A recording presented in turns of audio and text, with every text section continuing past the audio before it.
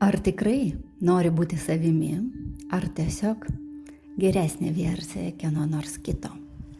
Vienas iš didžiausių mūsų laikų paradoksų – mes visi trokštame būti unikalūs, bet kartu vis bandome tapti kažkuo kitu, geresniu, sėkmingesniu, labiau priimtinu, o gal tiesiog mažiau savimi.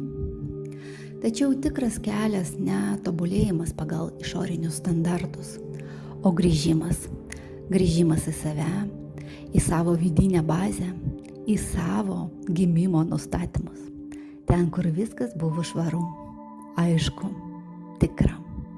Ten, kur slypi tavo asmeninis sielos kodas. Vedų astrologija tai ne apie prognozes ir šablonus.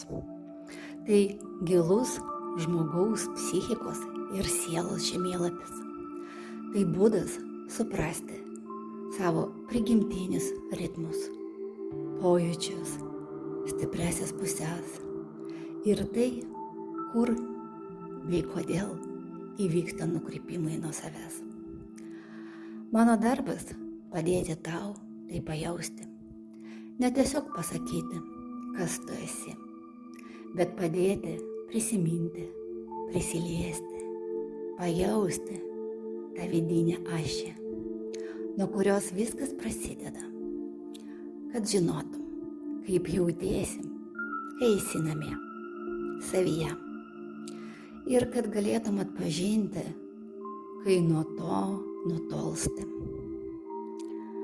Horoskopas tai kaip laikinai išorėje užrašytas tavo vidaus veidrodis. Jį gali turėti šalia, su juo dirbti, sugrįžti prie jo, kai ryšys su savimi susilpnėja. O paskui, kai pajusi, kad jau esi tame, tiesiog padėti jį į šoną ir pamiršti. Ir būti savimi, ne kažkuo geresniu, o tikresniu.